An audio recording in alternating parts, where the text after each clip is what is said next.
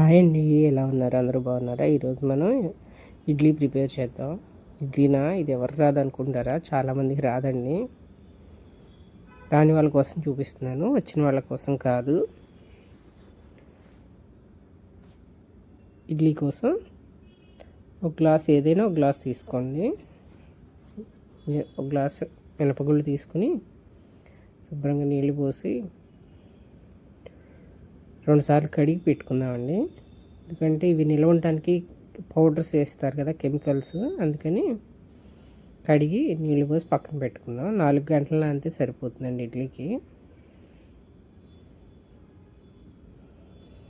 మెత్తగా స్మూత్గా హోటల్లో చేసినట్టు రావాలంటే ఇలా ఒకసారి ట్రై చేయండి. దీనికోసం రవ్వ అండి. రవ్వ మరీ లావుది కాదు, మీడియం సైజు ఉన్నది తీసుకోండి. 1 గ్లాస్కి 2 గ్లాసులు రవ్వ అండి. ఇది సాల్ అంటారు దీన్ని. నేను పెయింట్ వేసాను దాని మీద. సాల్ అంటే 1/2 కేజీ అండి. మీరు ఏ గ్లాస్తో అయినా తీసుకోవచ్చు. నానబెట్టిన మినపప్పులో 1 స్పూన్ మెంతులు వేసానండి.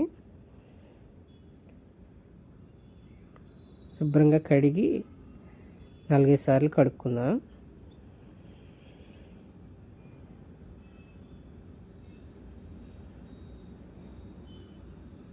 కొత్త మినపప్పు వాడుకోండి, పాత మినపప్పు వాడమాకండి. కొత్తదైతే బాగుంటుంది. నేనైతే డబుల్ హార్స్ వాడుతున్నాను. ఇప్పుడు గ్రైండర్లో వేస్తున్నాను. ఇప్పుడు నేను వేసింది 1/2 కేజీ మినపగుళ్ళు అండి. అవి నేను 2 సార్లు వేస్తున్నాను గ్రైండర్లో. ఒకేసారి మొత్తం పని అయిపోతుందని వేసేయమాకండి. పిండి మెత్తగా నలగదు. 2 సార్లు కొంచెం కొంచెంగా వేసుకుంటే బాగా మెత్తగా స్మూత్గా నలుగుతుంది, దూదిలాగా. కొంచెం కొంచెం వాటర్ పోసి గ్రైండర్ వేసుకోండి. ఇప్పుడు రవ్వ కడుక్కుందాం. రవ్వలో నీళ్ళు పోసి స్లోగా మెత్తగా కలపండి, స్మూత్గా.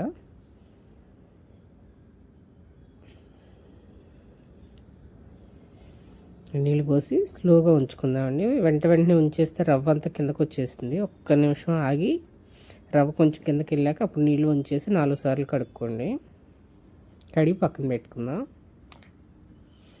ఇప్పుడు పప్పులో పిండి నలుగుతుంది కదా, దాంట్లో కొంచెం కొంచెం నీళ్ళు పోయండి. గ్రైండర్లో ఒకేసారి పోసేయద్దు, కొంచెం కొంచెం నీళ్ళు పోస్తూ మెత్తగా నలుగుతుంది. చూడండి, మెత్తగా నలిగింది కదా. మనం ఎంత వేసాము? కొంచెం వేసాము. క్వాంటిటీ బాగా ఎక్కువ వచ్చింది. ఇప్పుడు కడిగి పెట్టుకున్న రవ్వని గట్టిగా పిండుకోండి, నీళ్ళు లేకుండా. పిండి ఒక గిన్నెలో వేసుకోండి.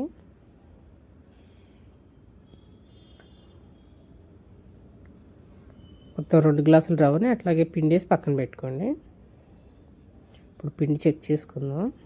చూడండి, మెత్తగా తెల్లగా స్మూత్గా ఎంత బాగా వచ్చిందో. అట్లా నలగాలండి, అప్పుడే ఇడ్లీ చాలా బాగుంటాయి. ఇంకా చూడండి, చూపిస్తున్నాను. అసలు ఎక్కడ పొలుకు అనేది లేదు. పిండి మెత్తగా దూదిలా ఉంది, గట్టిగా ఉంది, పలుచగా నీళ్ళగా లేదు. అలా చూసుకుని ఇప్పుడు పిండి తీసి పక్కన పెట్టుకుందాం గిన్నెలోకి.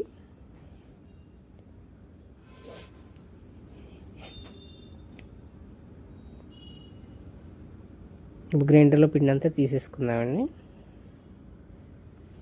తీసేసి మిగిలిన పప్పు ఉంది కదా, మినపప్పు, అవి వేసేస్తున్నాను.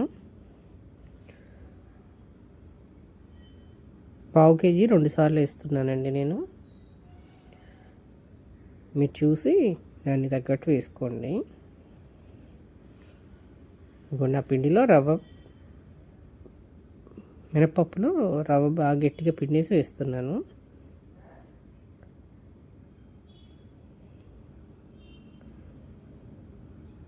గడ్డలు లేకుండా ఇలా మెత్తగా పొడిలాగా చేసి వేసుకోండి. గడ్డలాగా వేస్తే అది గొండలు ఉంటుంది.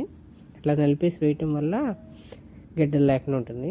ఎందుకంటే బాగా కలిపేసి పెట్టుకున్నాను, అది కూడా అయిపోయింది గ్రైండర్లోది. ఇది రేపు వాడుకోవడానికి, అదేమో ఫ్రిడ్జ్లో పెట్టుకోవడానికి పెట్టుకున్నానండి. కొంచెమేమో రేపు పొద్దున వేసేస్తాను కాబట్టి బయటే ఉంచేస్తాను. మూత పెట్టేసి పక్కన పెట్టుకున్నాం. పింక్ డబ్బాలో ఫ్రిడ్జ్లో పెట్టుకుంటానండి ఫర్మెంట్ అయిన తర్వాత.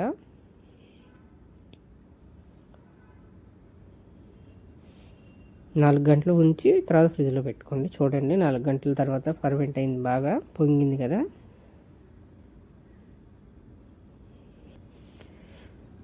ఇప్పుడు మనం తీసి పెట్టుకున్న పిండిలో ఒక అర స్పూన్ పింక్ సాల్ట్ వేస్తున్నానండి. నేను పింక్ సాల్ట్ వాడతాను.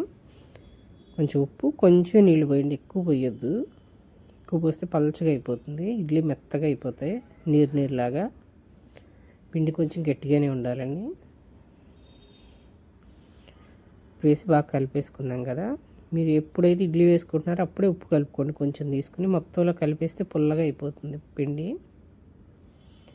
దాంట్లో కొద్దిగా నీళ్ళు పోసి మూత పెట్టి వేడవనిద్దాం. ఈలోపు ఇడ్లీలు వేసుకుందాం. ఇడ్లీ ప్లేట్లకి కొంచెం నూనె కానీ నెయ్యి కానీ రాసుకోండి, అతుక్కోకుండా ఉంటాయండి. అందులో స్టీల్ ప్లేట్ కదా, తొందరగా అతుక్కుంటుంది.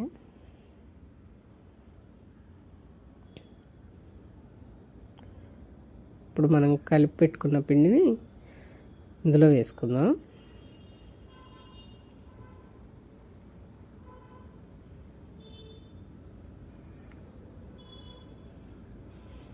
ఓ నిండా వేసేసుకోమండి, కొంచెం ఖాళీ ఉంచేటట్టు వేసుకోండి. మరి నిండా వేసేస్తే పైదాకా వచ్చేస్తాయి. కొంచెం ఖాళీ ఉంచి వేసుకోండి. ఇప్పుడు అన్ని ప్లేట్లు వేసేసుకున్నాం. ఇప్పుడు ఇడ్లీ ట్రేలో పెట్టేసుకుందాం. నీళ్ళు మరిగినాయి. అడుగున హైట్గా ఉంటుందండి, ఆ ప్లేట్ మాత్రమే పెట్టండి ఫస్ట్. అప్పుడు నీళ్ళు పైకి రాకుండా ఉంటాయి, లేదంటే ప్లేట్ మీద ఎక్కేస్తాయి నీళ్ళని. పెట్టేసుకున్న తర్వాత సిమ్లో పెట్టుకోండి. హైలో పెట్టేస్తే నీళ్ళని పైకి వచ్చేస్తాయి అండి. ఇడ్లీల మీద నీళ్ళు వచ్చేసి మెత్తగా అయిపోతాయి. సిమ్లో పెట్టి 5 మినిట్స్ ఉంచి స్టవ్ ఆఫ్ చేసేయండి. ఈలోపు నేను కొబ్బరి చట్నీ చేస్తున్నానండి. పచ్చిమిర్చి, కొబ్బరి, వెల్లుల్లిపాయ, ఉప్పు వేసి మిక్సీ పడుతున్నాను. కొంచెం కొంచెం నీళ్ళు పోసి మిక్సీ వేసుకున్నాను. తాలింపు వేసి పక్కన పెట్టుకున్నాను. ఇడ్లీ ఉడికినాయండి, తీసుకుందాం.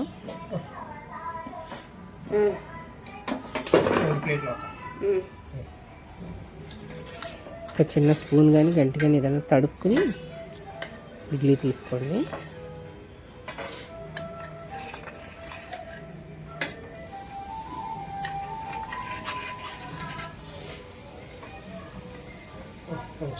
చూసారా, మెత్తగా స్మూత్గా ఉన్నాయి కదా.